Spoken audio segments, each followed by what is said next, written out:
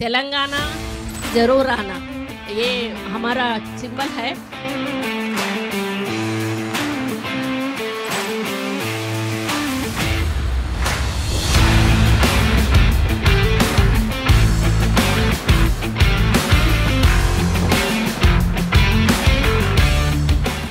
Friends, ఈ photo చూడండి. ఈ ఫోటోలో అందరికంటే అందగైతే ఎవరో చూడండి. నాకు మాత్రం మన సీతకే అందంగా కనిపిస్తుంది. గిరిజన గూడెంలో పుట్టి ఎన్నో కష్టాలు పడి చదువుకొని నక్సలైట్లో పనిచేసి తుపాకీ వదిలేసి ఇవాళ మంత్రి అయింది. అందం అంటే శరీరానికి సంబంధించింది కాదు, ఆత్మవిశ్వాసానికి ఆత్మస్థైర్యానికి సంబంధించింది. కానీ అలాంటి సీతక్క మంత్రిగా ఉన్న ప్రభుత్వం అందాల పోటీలు నిర్వహించడం చాలా గలీజ్ వ్యవహారం లాగా అనిపించింది నాకైతే. ఇది చాలా ఇంపార్టెంట్ వీడియో, ఖచ్చితంగా చివరి దాకా చూస్తే అందాల పోటీల గురించి మనం ఖచ్చితంగా తెలుసుకోవాల్సినవి చాలా చెప్తా, మిస్ కావద్దు. ముఖ్యంగా మీ ఇంట్లో ఉన్న ఆడపిల్లలకి ఈ వీడియో షేర్ చేయండి, మీరు చూడండి, మన ఛానల్ని సబ్స్క్రైబ్ చేయండి. హలో నమస్తే, నా పేరు సహాని. అందగత్తెలు వస్తే గుడిసెల్లోకి వస్తారా? రారు కదా. వీళ్ళ షాపులు చెప్పలేకుండా గులగొడితే తర్వాత వాళ్ళ పరిస్థితి ఏంటి?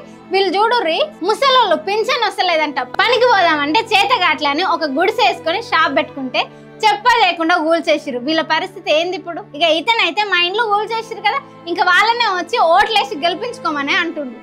అట్లా వాళ్ళు వచ్చినా మిమ్మల్ని తీసేస్తానే మీకు ఎట్లున్నది? వాళ్ళకి ఓటేసి గెలిపించుకోమని చెప్పుర్రు.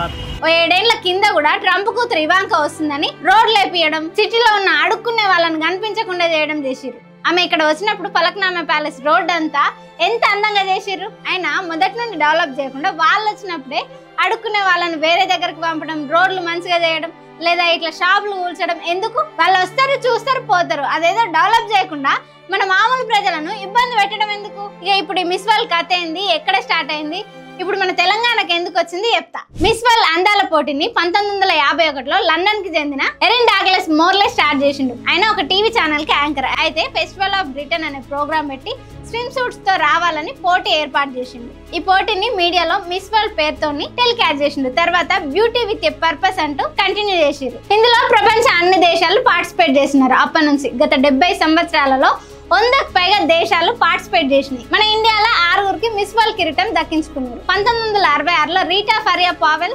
1994లో ఐశ్వర్య రాయ్, 1997లో డయానా హెడెన్, 1999లో యుక్తాముఖి, 2000లో ప్రియాంక చోప్రా మరియు 2017లో మానుషి చిల్లర్. ఇక మన ఇండియాలో ఈ పోటీని ఇంతకు ముందు 2 టైమ్స్ పెట్టిరు.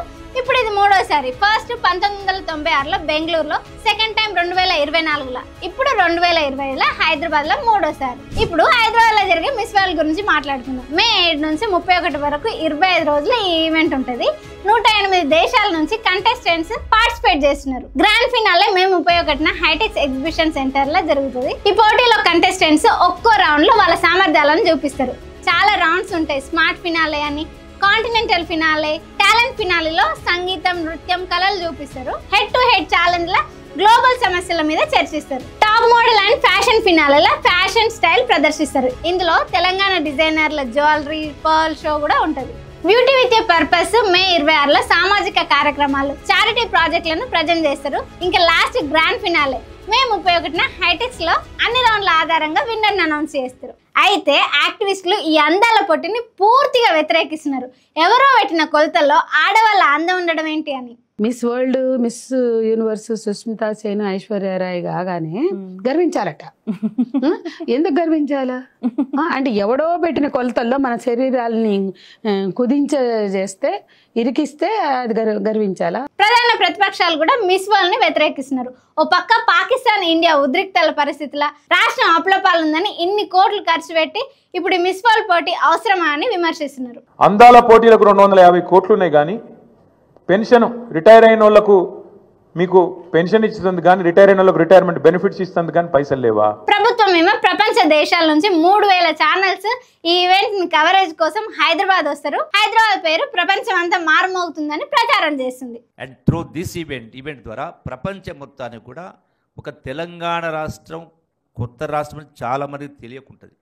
తెలంగాణ రాష్ట్రం ఉంది, హైదరాబాద్ ఉంది అనే కింద. సో దీని ద్వారా అట్టడుగు వర్గాల వాళ్ళ యొక్క అభ్యున్నతికి దోహదపడాలనేటువంటిది దీని యొక్క ఉద్దేశం, లక్ష్యం. ప్రభుత్వాలు ఇలాంటి దిక్కుమాల కార్యక్రమాలకు దూరంగా ఉంటే మంచిది. సరే, మిస్ వరల్డ్ పెట్టడం కోసం వరంగల్లో చిన్న చిన్న వ్యాపారుల షాపులు ధ్వంసం చేయడం అవసరమా? దీని గురించి మీరేమనుకుంటున్నారు? కమెంట్ చేయండి. 5-10 కోట్లు ఖర్చు పెడితే ప్రపంచ దేశాల నుండి వేలాది లక్షలాది మంది ఇక్కడికి వస్తారు. అప్పుడు ఇక్కడ ఉన్న food industries, hotel industries develop అయి 100 కోట్ల ఆదాయం తెలంగాణకు వస్తుంది అంటుంది మన సీఎం. అయితే నిజంగా ఈ బ్యూటీ కంటెస్ట్ల వల్ల సాధారణ ఆడపిల్లలకు ఏం ఉపయోగం? పైగా అందం అంటే ఏంటి? కేవలం శరీర కొలతలేనా? ఈ కొలతల్లోనే ఉండాలని నిర్ణయించడం, అలా ఉన్న వాళ్ళని ఎత్తిన కిరీటం పెట్టడం అనేది మన ఆడపిల్లలకు ఎలాంటి సందేశాన్ని ఇస్తుంది? ప్రభుత్వాలే అందాల పోటీ పెడుతుంటే ఖచ్చితంగా ప్రతి ఆడపిల్ల చూడడానికి ఎప్పుడు అందంగా తయారవ్వాలేమో, సరైన కొలతల్లో ఉండాలేమో అని అభిప్రాయాలు పెరిగిపోవా? లావుగా ఉన్న అమ్మాయిలు, హైట్ లేని అమ్మాయిలు, నడవలేని వాళ్ళు, లేదా వాళ్ళు నిర్ణయించిన కొలతల్లో రూపురేఖలు లేని వాళ్ళ పట్ల ఇది వివక్ష కాదా? సినిమా హీరోయిన్లు ఇలాంటి అందాల పోటీల ఎఫెక్ట్ వల్లే కదా ఇప్పటికే అమ్మాయిలు కాస్మెటిక్స్ కోసం వేలు లక్షలు ఖర్చు పెట్టిస్తున్నారు.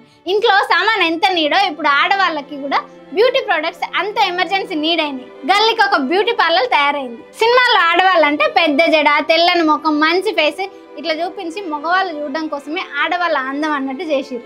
ఈ మిస్వాల్ పోటీల వల్ల మన ఊర్లో ఉండే ఆడపిల్లలకు ఏం ప్రయోజనం లేకపోగా ఇన్ఫీరియారిటీ కాంప్లెక్స్ కి లోనవుతారు. ప్రైవేట్ సంస్థలు పెట్టే అందాల పోటీలను తెలంగాణ ప్రభుత్వం అధికారికంగా నిర్వహించాల్సిన అవసరం ఉందా? నిర్వహించడమే కాకుండా అందగత్తెలు చూస్తారని తెలంగాణలో గుడిసెలు ఉన్నాయి, రోడ్డు పక్కన అందహీనంగా చిన్న చిన్న షాపులు ఉన్నాయని వాటిని గూల్ చేయడం ఏంటి? ఇక మీదనైనా ప్రభుత్వం ఇంత గలీజ్ ప్రోగ్రామ్స్ పెట్టడం మానుకుంటే మంచిది. ఇంకా మంచి మంచి అప్డేట్స్ కోసం ఖచ్చితంగా మన ఛానల్ని మర్చిపోకుండా సబ్స్క్రైబ్ చేయండి. Thank you so much.